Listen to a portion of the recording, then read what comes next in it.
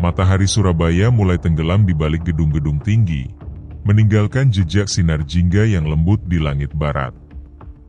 Di salah satu rumah di perumahan elit Citraland, suasana malam terasa sunyi namun penuh ketegangan. Udara yang biasanya segar dan damai kini terasa berbeda, seolah membawa firasat buruk. Pada malam itu, sebuah tragedi terjadi di kediaman keluarga Kertanegara, sebuah rumah megah yang menjadi simbol kekayaan dan kekuasaan. Indrabayu Fardana melangkah cepat dari SUV Navaro hitamnya, memasuki area TKP dengan sikap tenang, meskipun ada kerumunan polisi dan wartawan di sekitarnya. Matanya yang tajam langsung mengamati setiap detail, seperti jejak sepatu di tanah basah, posisi lampu taman yang redup, bahkan suara angin yang menyusup melalui celah-celah pintu kayu rumah besar tersebut. Ia tidak butuh waktu lama untuk menemukan pola-pola yang tersembunyi. Wartawan investigasi harian Pendulum, Parikesit Reksobumi muncul beberapa detik kemudian, melenggang dengan jaket jin birunya yang khas. Wajahnya tampak serius, tetapi ia masih sempat melemparkan senyum tipis kepada Indrabayu. "Sorry bro, seperti biasa. Aku selalu tertinggal informasi," katanya sambil menyalami tangan Indrabayu. "Kau selalu datang tepat waktu," balas Indrabayu singkat. "Tapi kali ini, kasusnya lebih rumit daripada yang bisa kau bayangkan." Dengan membuka notesnya, Indrabayu mengatakan, korban bernama Megawati Prabowo. Ia sosok wanita muda yang dikenal sebagai aktivis anti korupsi yang gigih. Usianya baru 28 tahun, namun reputasinya sudah mendunia. Lahir dari keluarga kaya raya, dia tidak pernah hidup dalam kemewahan semata.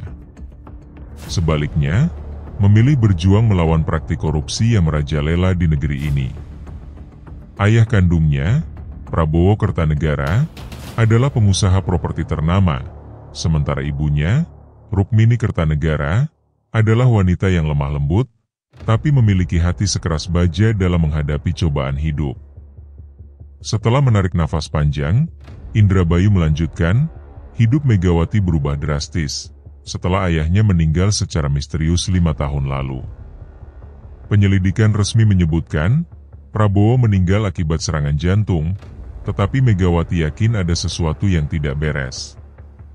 Korban selanjutnya mulai mencari bukti-bukti yang mengarah pada kejahatan yang lebih besar.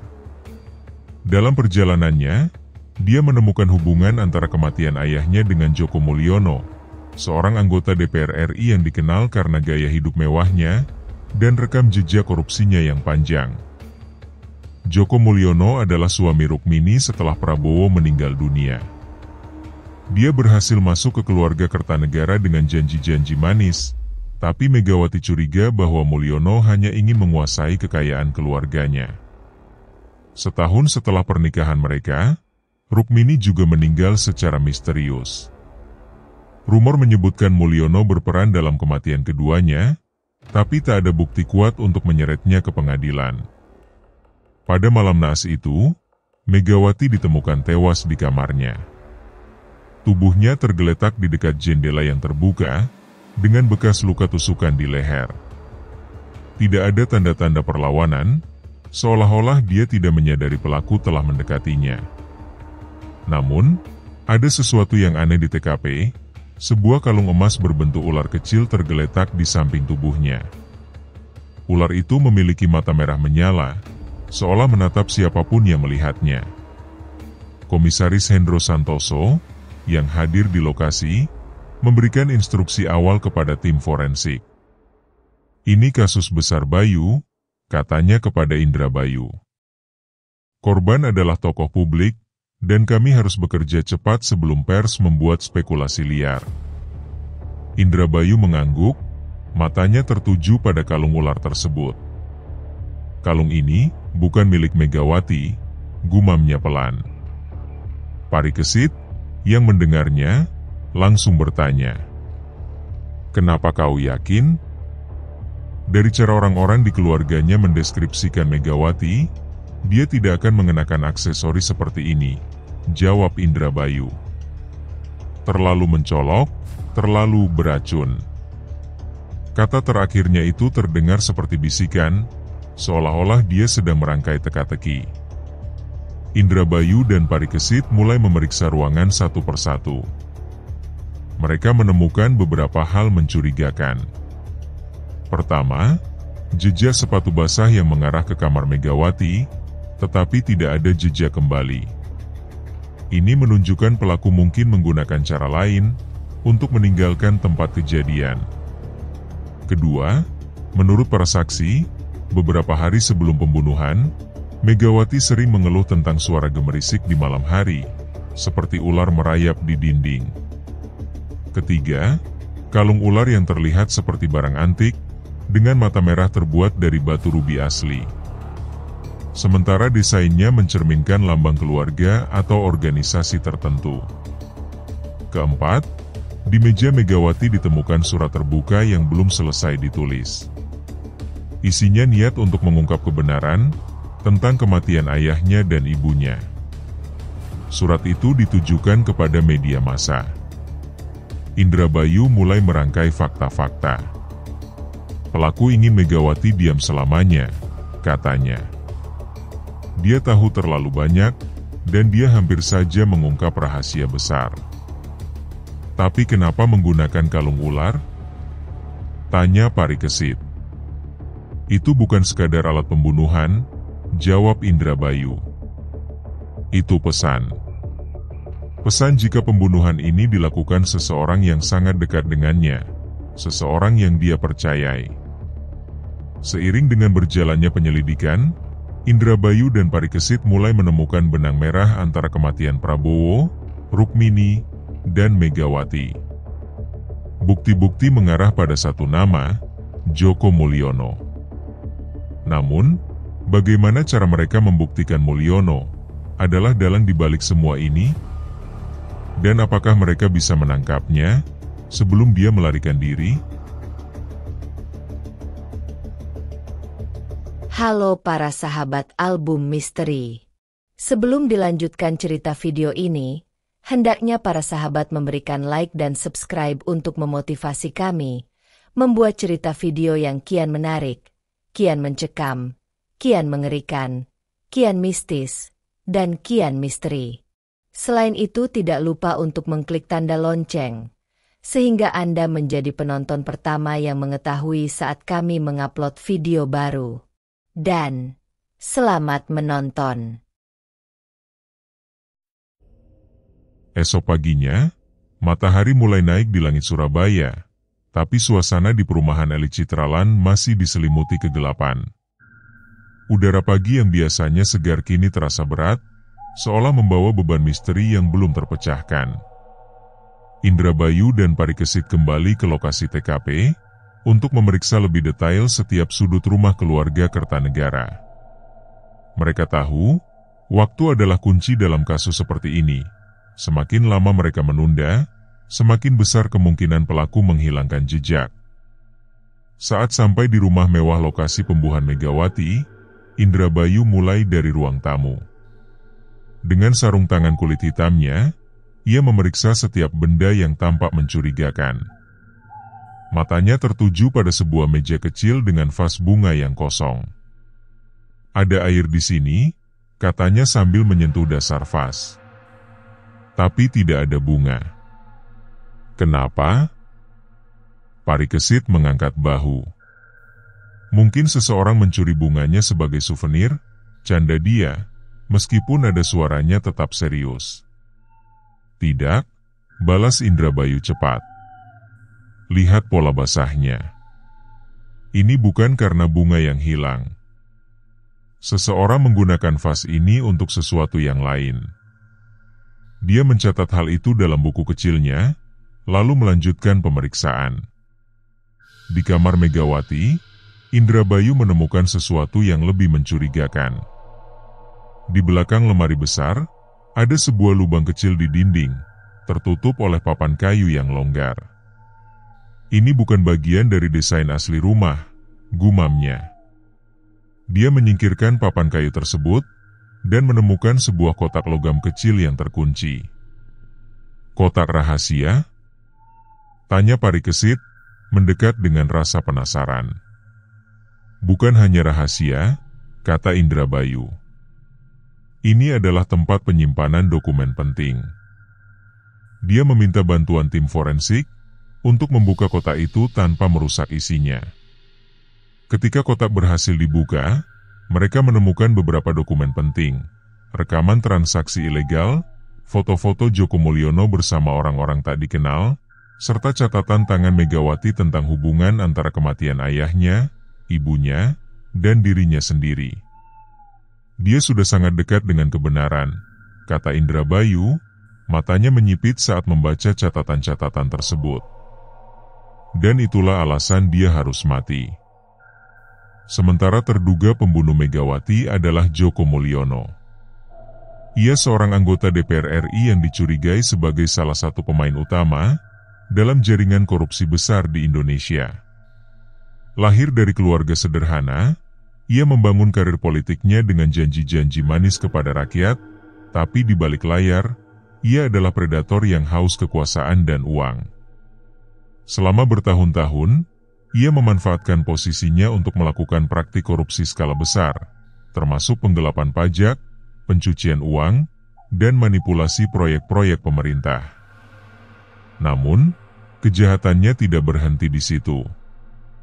5 tahun lalu, ia mulai merencanakan cara untuk menguasai kekayaan keluarga Kertanegara. Prabowo Kertanegara, ayah Megawati, adalah salah satu pengusaha properti terbesar di Jawa Timur. Kekayaannya yang melimpah membuat Mulyono iri, dan dia mulai merancang rencana licik untuk merampasnya. Pertama, dicurigai dia merancang Prabowo untuk meninggal dunia secara misterius. Dengan keahliannya memanipulasi sistem hukum, dia berhasil menjadikan kematian Prabowo sebagai insiden alami. Setelah Prabowo tiada, dia langsung mendekati Rukmini, istri Prabowo, dengan janji-janji manis. Rukmini yang tengah berduka, tidak menyadari niat buruk Mulyono, dan akhirnya menikahinya. Namun, Megawati tidak pernah percaya pada Mulyono. Dia mulai mencari bukti-bukti keterlibatannya dalam kematian ayahnya. Ketika Megawati semakin dekat dengan kebenaran, Mulyono mulai panik. Dia tahu jika Megawati berhasil mengungkap semuanya, reputasinya akan hancur. Itulah sebabnya dia memutuskan untuk menghabisi Megawati juga. Berdasarkan temuan-temuan di TKP dan analisis profil pelaku, Indrabayu mulai merangkai hipotesis baru. Mulyono tidak bekerja sendirian, katanya kepada Parikesit. Dia memiliki jaringan yang luas, termasuk orang-orang yang bisa dia andalkan untuk membersihkan jejaknya. "Maksudmu ada orang lain di rumah malam itu?" tanya Parikesit. "Bisa jadi," jawab Indrabayu. "Kalung ular itu adalah simbol dari jaringannya. Barang itu tidak hanya digunakan untuk membunuh, tetapi juga untuk memberikan pesan kepada kita bahwa kematian ini adalah hasil kerja kolektif." Karena itu, Indrabayu meminta izin Komisaris Hendro Santoso untuk memeriksa rekaman CCTV di sekitar rumah. Meskipun tidak ada CCTV di rumah Megawati, beberapa kamera di perumahan elit tersebut berhasil menangkap gambar-gambar penting. Salah satunya adalah seorang pria tinggi bertubuh tegap yang terlihat mondar-mandir di depan gerbang rumah Megawati sekitar pukul 11 malam. "Dia bukan warga perumahan ini," kata Indrabayu setelah memperbesar gambar tersebut. "Dan lihat caranya berjalan, dia berusaha tidak terlihat mencurigakan, tapi bahasa tubuhnya mengkhianatinya. Dia sedang mencari sesuatu." Parikesit mengangguk. "Atau seseorang," tambahnya. Indrabayu melanjutkan analisisnya. "Orang ini adalah bagian dari jaringan Mulyono. Dia dikirim untuk memastikan Megawati tidak bisa bicara lagi." Sementara itu, Parikesit mendapatkan informasi penting dari salah satu sumbernya, bahwa Joko Mulyono akan hadir di sebuah pesta besar yang diadakan Gubernur Jawa Timur di Hyatt Hotel Jalan Basuki Rahmat, Surabaya. Pesta ini merupakan acara tahunan yang dihadiri para pejabat tinggi daerah dan negara, termasuk beberapa menteri kabinet. Inilah kesempatannya, kata Parikesit kepada Indrabayu. Kita bisa menjebaknya di sana. Indrabayu tersenyum tipis. Tapi kita harus hati-hati. Mulyono adalah pemain yang licik. Dia pasti sudah menyiapkan alibi untuk malam pembunuhan itu. Untuk memuluskan rencana yang dimiliki, Indrabayu mulai menyusun strateginya seperti permainan catur. Dia tahu Mulyono tidak akan mudah tertangkap, apalagi di hadapan para pejabat tinggi. Karena itu, dia membutuhkan bukti kuat yang mampu menyeret Mulyono ke pengadilan. Kita butuh 2 hal, katanya kepada Parikesit. Pertama, rekaman percakapan Mulyono dengan orang-orang dalam jaringannya. Kedua, saksi yang bisa mengonfirmasi keberadaannya di rumah Megawati malam itu. Parikesit mengangguk. Aku akan mencoba mencari saksi. Aku punya beberapa kontak di kalangan staf rumah tangga keluarga Kertanegara. Sementara itu, aku akan fokus pada rekaman percakapan, kata Indrabayu. Aku yakin Mulyono tidak akan berbicara secara langsung, tapi teknologi bisa membantu kita membaca sandi-sandi yang dia gunakan. Dengan strategi yang telah disusun, Indrabayu dan Parikesit mulai bergerak cepat. Mereka tahu pesta besar adalah kesempatan terbaik untuk menangkap Mulyono, tetapi mereka sadar risikonya sangat tinggi. Malam itu, Hyatt Hotel Surabaya berkilauan di bawah cahaya lampu malam. Puluhan mobil mewah memadati area parkir, sementara para tamu mengenakan setelan formal terbaik mereka. Udara dipenuhi aroma parfum mahal, dan percakapan santai yang berbaur denting gelas kristal. Di tengah keramaian itu, Joko Mulyono berjalan dengan percaya diri, mengenakan jas hitam klasik dengan dasi ungu yang mencolok. Dia tersenyum ramah kepada siapapun yang menyapanya, seolah-olah tidak ada beban apapun di pundaknya. Indrabayu dan Parikesit tiba secara terpisah untuk menghindari kecurigaan. Indrabayu datang sebagai tamu undangan dari salah satu koleganya di kepolisian, sementara Parikesit menggunakan kedok sebagai wartawan yang meliput acara tersebut. Keduanya telah sepakat tidak saling berkomunikasi langsung selama acara berlangsung, melainkan hanya mengandalkan kode-kode halus jika diperlukan. Indrabayu tampak seperti pria mapan dalam setelan abu-abu gelapnya. Dia membawa buku catatan kecil di saku jaketnya, sama seperti biasanya, namun kali ini ia juga membawa sebuah perangkat perekam suara mini yang diselipkan di dasi kupunya. Alat ini akan merekam semua percakapan penting yang terjadi di sekitarnya tanpa diketahui para tamu. Parikesit dengan penampilannya yang lebih santai, tampak seperti wartawan yang sedang mencari berita eksklusif. Ia membawa kamera kecil di tas lempangnya, yang sebenarnya juga dilengkapi dengan alat perekam video. Tugas utamanya mendekati orang-orang yang dekat dengan Mulyono, dan mencoba mendapatkan informasi berguna tanpa menimbulkan kecurigaan. Saat itu, Indrabayu mulai mendekati kelompok pejabat yang mengelilingi Mulyono. Dia mendengarkan percakapan mereka dengan teliti, mencatat bahasa tubuh dan nada bicara tiap individu. Salah satu pria berkacamata tebal tampak gugup ketika Mulyono menyebutkan nama Megawati Prabowo. Indrabayu memperhatikan bagaimana pria itu menunduk cepat dan mengambil minuman keras untuk menenangkan diri. Menarik, gumam Indrabayu pelan. Dia berasumsi pria itu kemungkinan besar memiliki hubungan dengan kasus ini. Nama pria itu adalah Bagas Wibowo, seorang pengusaha properti yang diketahui memiliki hubungan bisnis erat dengan Mulyono. Di sisi lain, Parikesit berhasil berbicara dengan salah satu staf rumah tangga keluarga Kertanegara yang hadir di pesta tersebut. Staf itu, seorang wanita parubaya bernama Siti, tanpa ragu-ragu ketika ditanyai tentang malam pembunuhan Megawati. Namun, setelah Parikesit meyakinkannya bahwa dia hanya ingin mendapatkan kebenaran, Siti akhirnya memberikan informasi penting. "Saya melihat Pak Mulyono masuk rumah malam itu," kata Siti dengan suara bergetar. "Dia bilang ingin menemui Nona Megawati untuk membicarakan sesuatu yang penting. Tapi saya tidak tahu apa yang terjadi setelah itu." Parikesit mengangguk, lalu menyerahkan kartu namanya kepada Siti. "Terima kasih atas keberanianmu," katanya. "Jika kamu ingat sesuatu lagi, hubungi aku." Saat pesta semakin ramai, Indrabayu berhasil mendekati Mulyono sendiri. Dengan sikap tenang dan profesional, dia memperkenalkan diri sebagai pengusaha yang tertarik pada proyek-proyek infrastruktur di Jawa Timur. Mulyono yang selalu haus kekuasaan, langsung terpikat oleh topik tersebut.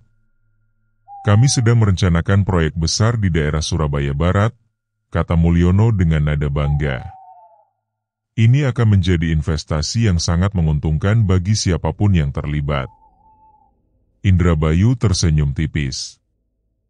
"Tapi tentu saja, ada beberapa hal yang harus diselesaikan terlebih dahulu, kan?" Mulyono menatapnya dengan curiga. "Apa maksudmu?" "Oh, tidak ada yang spesifik," jawab Indrabayu santai. "Hanya saja, saya mendengar ada beberapa gangguan belakangan ini. Seperti cerita tentang keluarga Kertanegara." Wajah Mulyono langsung berubah tegang. Dia menatap Indrabayu dengan intens, seolah mencoba membaca pikirannya. "Cerita-cerita itu hanya omong kosong," katanya dingin.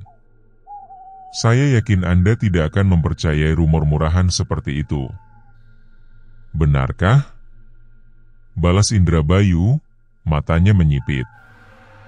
"Atau mungkin Anda hanya ingin memastikan bahwa tidak ada yang bisa membuktikan apapun?" Mulyono tertawa renyah, meskipun ada suaranya terdengar dipaksakan. "Anda benar-benar pengusaha yang cerdas," katanya.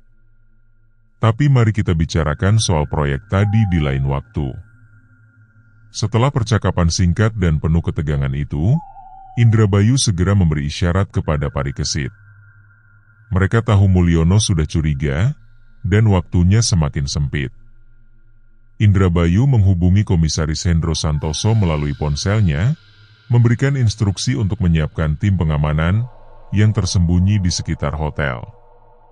Sementara itu, Parikesit berhasil mendapatkan rekaman video dari salah satu kamera CCTV di hotel yang menunjukkan Mulyono sedang berbicara dengan Bagas Wibowo. Dalam rekaman tersebut, Mulyono tampak memberikan amplop tebal kepada Bagas yang kemudian disimpannya dengan hati-hati. "Aku punya bukti tambahan," kata Parikesit kepada Indrabayu melalui pesan singkat. "Rekaman ini akan cukup untuk menjatuhkan mereka." Indrabayu mengangguk pelan. Dia kemudian mendekati Mulyono sekali lagi, kali ini dengan sikap yang lebih agresif. "Pak Mulyono," katanya dengan nada tegas, "ada beberapa hal yang perlu kita bicarakan sekarang juga." Mulyono menatapnya dengan mata menyipit. "Ada apa?" "Polisi sudah mengetahui segalanya," kata Indrabayu, memperlihatkan rekaman CCTV di ponselnya. "Dan Anda tidak punya tempat untuk lari." Sebelum Mulyono bisa bereaksi, tim pengamanan dari kepolisian muncul dari balik pintu, mengepungnya dengan cepat. Mulyono mencoba melawan, tetapi gerakannya langsung dibekukan oleh teknik bela diri Indrabayu yang presisi. Dalam hitungan detik, dia sudah ditangkap dan diborgol. Dengan Mulyono berhasil ditangkap, Indrabayu dan Parikesit kini memiliki kesempatan mengungkap jaringan korupsinya sepenuhnya. Namun, mereka sadar penangkapan Mulyono baru permulaan. Ada banyak tokoh lain yang terlibat dalam skandal ini, termasuk Bagas Wibowo dan beberapa pejabat tinggi lainnya.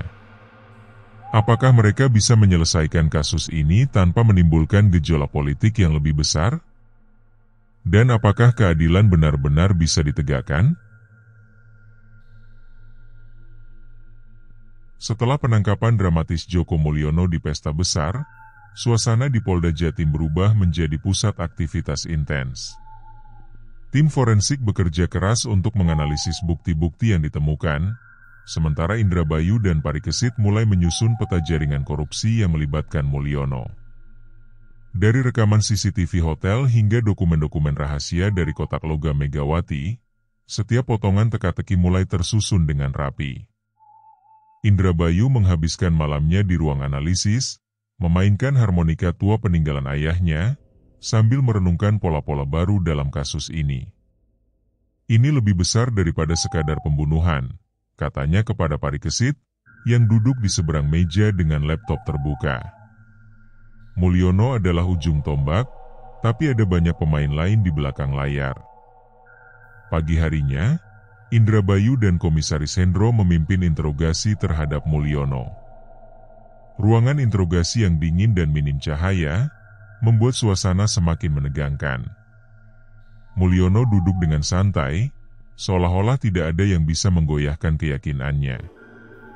Namun, Indrabayu tahu bahwa tersangka sedang mencoba mempertahankan wajah tenangnya. Kita sudah memiliki cukup bukti untuk menjebloskanmu ke penjara seumur hidup, kata Indrabayu dengan nada datar. Tapi jika kau mau bekerja sama, kita bisa membicarakan kemungkinan pengurangan hukuman. Mulyono tertawa sinis. Apa buktinya? Kalian hanya punya spekulasi kosong. Indrabayu menyeringai tipis. Dia meletakkan beberapa dokumen di atas meja, rekaman percakapan antara Mulyono dan Bagas, transaksi ilegal yang dilakukan melalui perusahaan fiktif, serta kesaksian Siti tentang keberadaannya di rumah Megawati pada malam pembunuhan.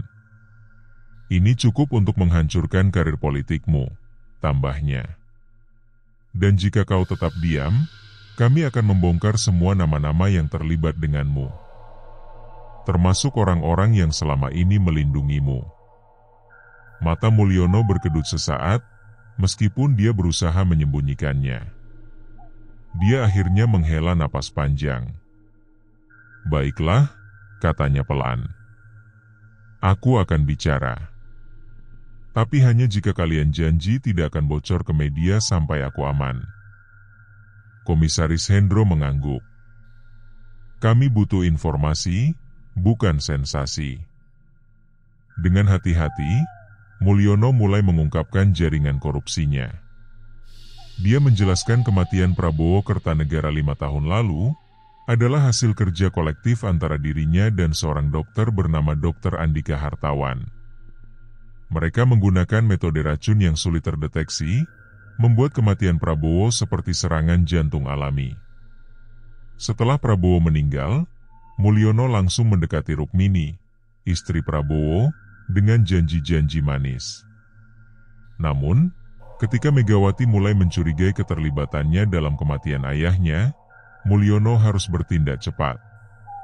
Dia memerintahkan salah satu anak buahnya, Bagas Wibowo, untuk menyelesaikan Megawati sebelum berhasil mengumpulkan bukti kuat. Saya tidak ingin melakukan ini, kata Mulyono, suaranya terdengar bergetar. Tapi saya tidak punya pilihan. Jika Megawati berhasil mengungkap semuanya, saya akan kehilangan segalanya. Indrabayu mencatat setiap detail pengakuan itu. Dan kalung ular, tanyanya. Itu adalah simbol kelompok kami, jawab Mulyono. Ular adalah lambang kekuasaan dan kecemerlangan. Kami menggunakan sebagai kode untuk mengidentifikasi anggota jaringan. Berdasarkan pengakuan Mulyono, Indrabayu dan timnya mulai melacak anggota-anggota lain dalam jaringan tersebut. Salah satu nama yang disebutkan Mulyono adalah Gubernur Jawa Timur yang diduga menerima suap besar-besaran untuk melindungi proyek-proyek ilegal Mulyono. Nama lainnya, termasuk beberapa pejabat tinggi di DPR RI dan pengusaha properti ternama lainnya. Parikesit dengan keahliannya sebagai wartawan investigasi, mulai menyelidiki latar belakang para tokoh tersebut.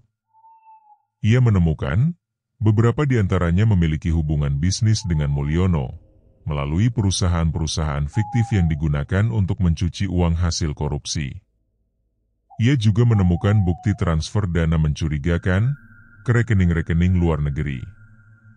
Kita bisa menyeret mereka semua, kata Parikesit kepada Indrabayu. Tapi ini akan menjadi skandal nasional. Indrabayu mengangguk. Itulah risikonya. Tapi keadilan harus ditegakkan, apapun konsekuensinya.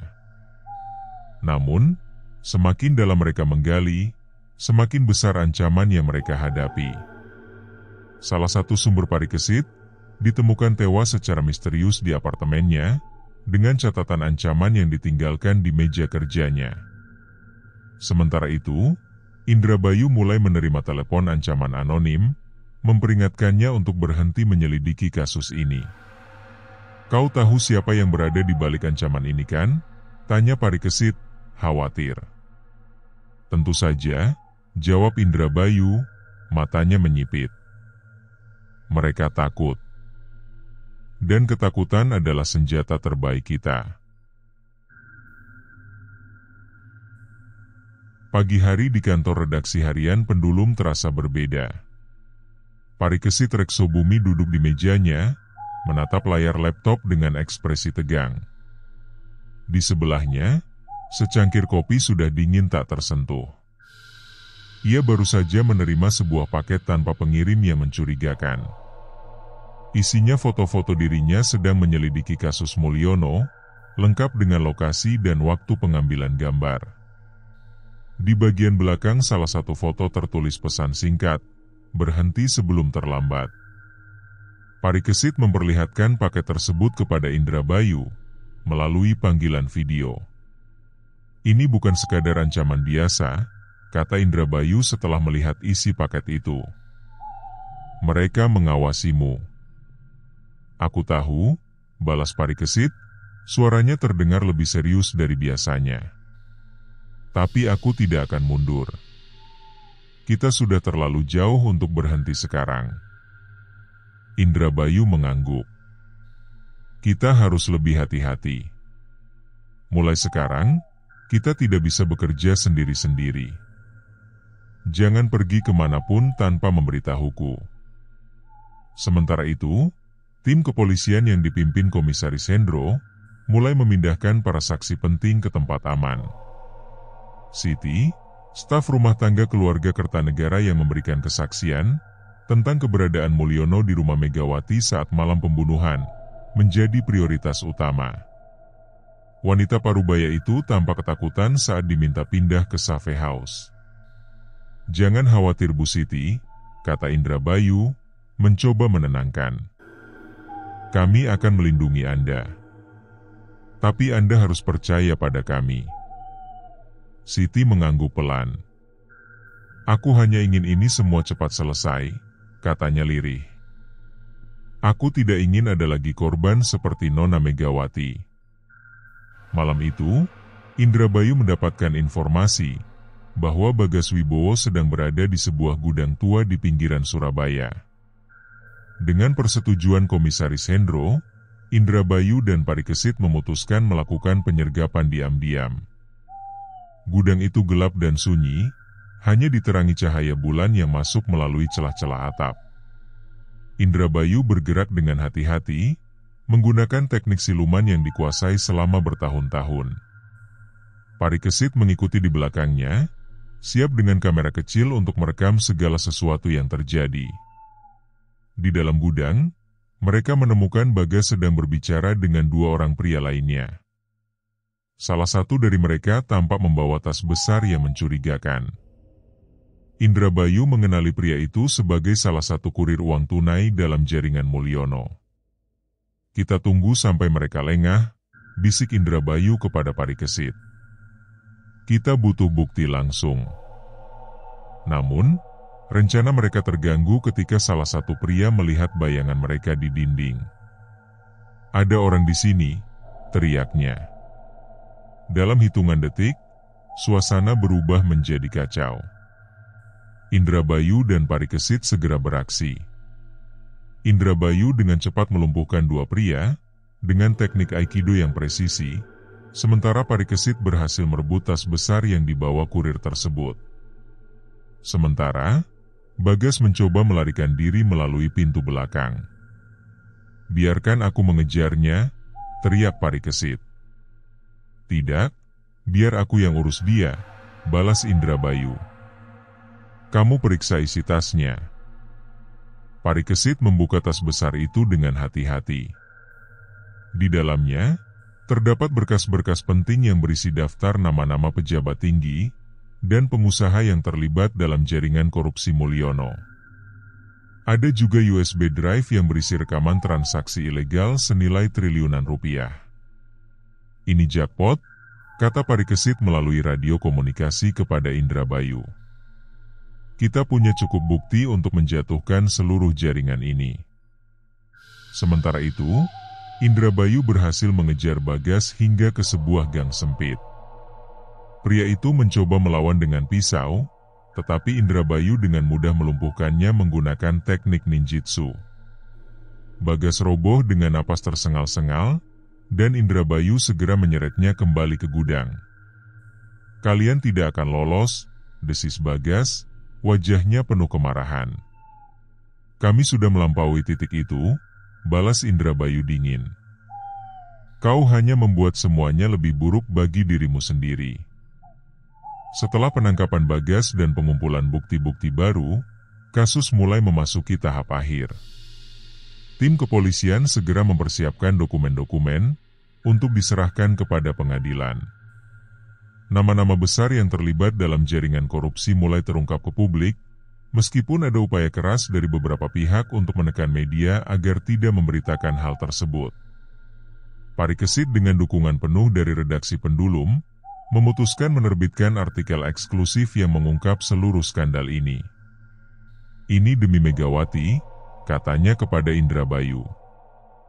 "Dia mati demi kebenaran, dan kita harus memastikan pengorbanannya tidak sia-sia." Indrabayu mengangguk. "Keadilan akan ditegakkan," katanya. "Tapi kita harus siap menghadapi konsekuensinya." Artikel eksklusif Parikesit Reksobumi di harian Pendulum meledak seperti bom.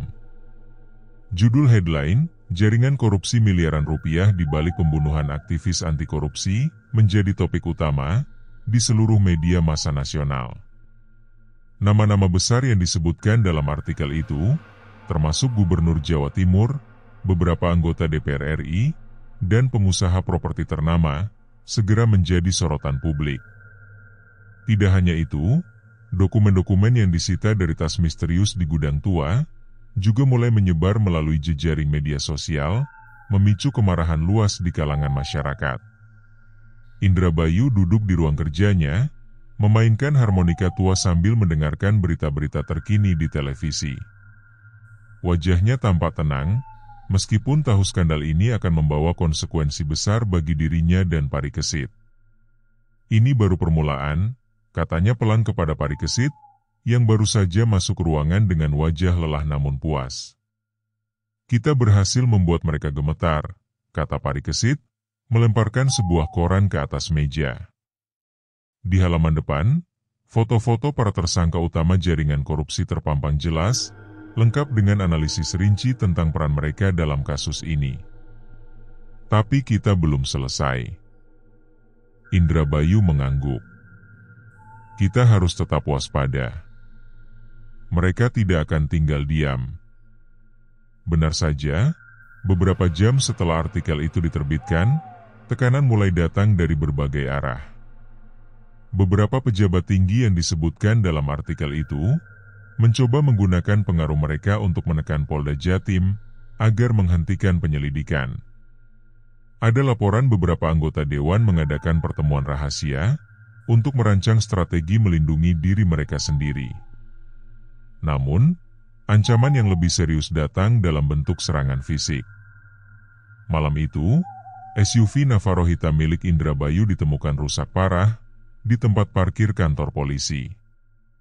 Kaca-kacanya pecah, ban mobilnya kempes, dan ada pesan tertulis di kap mesin, "Ini peringatan terakhir." Parikesit yang sedang berada di lokasi saat insiden itu terjadi, langsung menghubungi Komisaris Hendro. Mereka semakin putus asa, kata Parikesit dengan nada marah. Kita tidak bisa biarkan mereka melakukan ini tanpa balasan. Komisaris Hendro tiba beberapa menit kemudian, wajahnya tampak muram namun penuh tekad.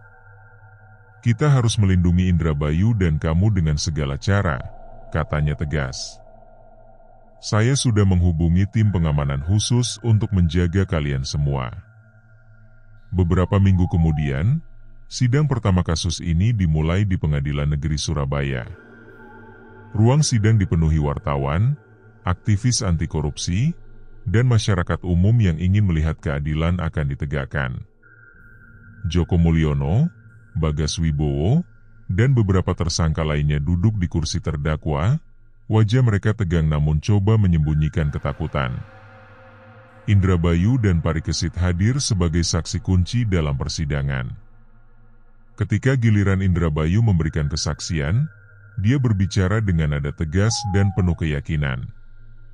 Kami menemukan bukti kuat yang menunjukkan para terdakwa ini terlibat dalam jaringan korupsi besar yang tidak hanya merugikan negara secara finansial, tetapi juga menghilangkan nyawa orang-orang yang berani mengungkap kebenaran, katanya kepada hakim. Parikesit melanjutkan kesaksian dengan memaparkan hasil investigasi jurnalistik yang dilakukan selama berbulan-bulan. Dia menunjukkan rekaman video, dokumen transaksi ilegal, serta kesaksian para korban yang selamat. Ini bukti bahwa kejahatan mereka bukan tindakan individu, melainkan sistemik, tambahnya.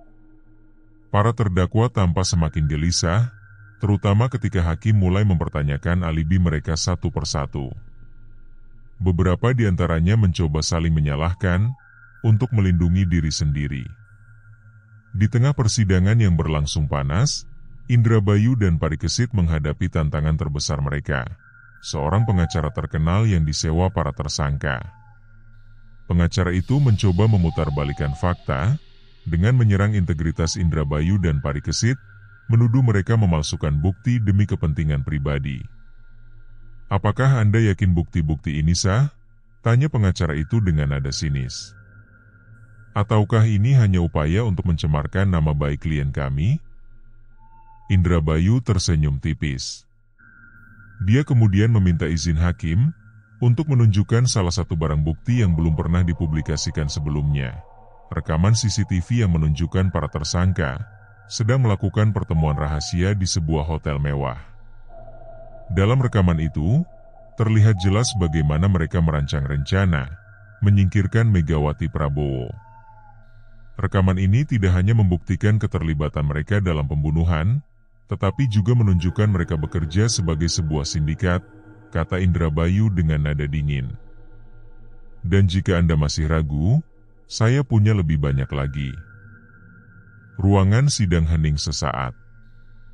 Para tersangka tampak pucat, sementara pengacara mereka mulai kehilangan kata-kata. Meskipun bukti-bukti yang dihadirkan sangat kuat, Indrabayu dan Parikesit tahu, perjuangan mereka belum sepenuhnya selesai. Jaringan korupsi ini memiliki akar yang sangat dalam. Masih ada kemungkinan beberapa tokoh besar akan lolos dari jerat hukum. Namun, mereka percaya kebenaran tidak akan pernah bisa ditutup-tutupi selamanya. Setelah berbulan-bulan persidangan panjang penuh ketegangan, akhirnya tibalah hari penentuan. Ruang sidang Pengadilan Negeri Surabaya dipenuhi ratusan orang, dari wartawan, aktivis anti korupsi, keluarga korban, hingga masyarakat umum yang ingin menyaksikan keadilan ditegakkan. Udara di ruangan itu terasa sesak, bukan hanya karena jumlah orang yang hadir, tetapi juga karena harapan besar yang menggantung di setiap hati. Hakim ketua memasuki ruang sidang dengan langkah tenang, diikuti para hakim anggota lainnya. Wajah mereka tampak serius, seolah membawa beban berat negara di pundak mereka. Setelah semua pihak duduk, hakim mulai membacakan putusan yang telah disepakati. Setelah mempertimbangkan semua fakta, bukti, dan kesaksian dalam kasus ini, kata hakim dengan suara mantap. Majelis hakim memutuskan para terdakwa terbukti secara sah dan meyakinkan melakukan tindak pidana korupsi, pembunuhan berencana, serta pemalsuan dokumen. Suara gaduh langsung memenuhi ruangan. Beberapa orang bersorak gembira, sementara para terdakwa tampak pucat pasi. Hakim melanjutkan, Joko Mulyono, Bagas Wibowo, dan seluruh tersangka lainnya dihukum penjara seumur hidup tanpa pembebasan bersyarat. Selain itu, seluruh aset mereka yang terlibat dalam praktik korupsi disita untuk dikembalikan kepada negara. Indrabayu dan Parikesit saling bertukar pandang, wajah mereka penuh kelegaan. Meskipun tidak ada hukuman mati yang dijatuhkan, mereka tahu keputusan ini sudah cukup untuk menunjukkan kepada publik bahwa keadilan masih bisa ditegakkan di negeri ini. Meskipun para pelaku utama berhasil dihukum, Indrabayu dan Parikesit sadar kemenangan ini tidaklah sempurna. Beberapa tokoh besar yang disebutkan dalam jaringan korupsi, termasuk Gubernur Jawa Timur, berhasil meloloskan diri dari jerat hukum karena pengaruh politik mereka yang sangat kuat. Namun, mereka percaya skandal ini telah membuka mata publik tentang buruknya sistem yang telah lama rusak. Kita tidak bisa menang melawan semua orang, kata Indrabayu kepada Parikesit usai sidang. Setidaknya kita berhasil membuat mereka ketakutan dan tiarap. Parikesit mengangguk. Dan Megawati, dia tidak mati sia-sia. Perjuangannya telah membawa perubahan, meskipun kecil. Artikel terakhir Parikesit di Harian Pendulum menjadi salah satu tulisan paling berpengaruh dalam karir jurnalistiknya. Judulnya sederhana namun penuh makna, Keadilan untuk Megawati Prabowo. Dalam artikel itu, ia menyoroti bagaimana perjuangan seorang aktivis muda mampu mengguncang sistem yang telah lama tertutup. Ia juga menulis surat terbuka kepada Megawati, mengucapkan terima kasih atas keberaniannya. Indrabayu membaca artikel itu di ruang kerjanya, harmonika tua di tangannya memainkan nada-nada yang melankolis. Matanya menyipit, seolah merasakan kehadiran Megawati di sampingnya. Kau berhasil, Megawati, gumamnya pelan. Kami melanjutkan perjuanganmu. Beberapa bulan setelah kasus ini ditutup, dampaknya mulai terlihat. Badan Anti Korupsi BAK, mengambil alih beberapa investigasi lanjutan terkait nama-nama besar yang belum tersentuh. Sejumlah pejabat tinggi yang terlibat mulai dicopot dari jabatan mereka, meskipun proses hukumnya masih berjalan lambat. Masyarakat yang awalnya apatis terhadap korupsi, kini semakin vokal menuntut transparansi dan akuntabilitas. Indrabayu dan Parikesit kembali ke rutinitas mereka, meskipun mereka tahu ancaman terhadap nyawa mereka belum sepenuhnya hilang. Namun, mereka tidak gentar. Mereka tahu perjuangan melawan kejahatan adalah panggilan hidup mereka. Di sebuah sudut kantor redaksi Pendulum, Parikesit menatap foto Megawati yang terpampang di dinding. Di bawah fotonya tertulis kutipan singkat. Keberanian adalah langkah pertama menuju keadilan. Dia tersenyum tipis, lalu kembali mengetik artikel barunya. Sementara itu, di markas Polda Jatim, Indrabayu duduk di mejanya, memainkan harmonika tua yang kini menjadi simbol perjuangannya.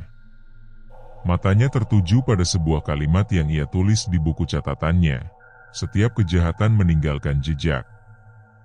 Aku hanya perlu menemukan pola di baliknya. Indrabayu menutup buku itu, lalu bangkit dari kursinya. Hari baru menanti, dan ia siap melanjutkan misinya. Kasus yang diungkap duet Indrabayu dan Parikesit ini, mungkin hanya satu episode dalam perjuangan panjang melawan kejahatan. Namun, petualangan mereka menjadi bukti bahwa kebenaran tidak pernah bisa dikalahkan, meskipun jalan menuju keadilan penuh rintangan. Seperti kata Megawati dalam salah satu tulisannya yang terakhir, keadilan mungkin lambat, tapi ia pasti datang. Dan bagi Indrabayu serta Parikesit, keadilan adalah janji yang harus ditepati. Tamat.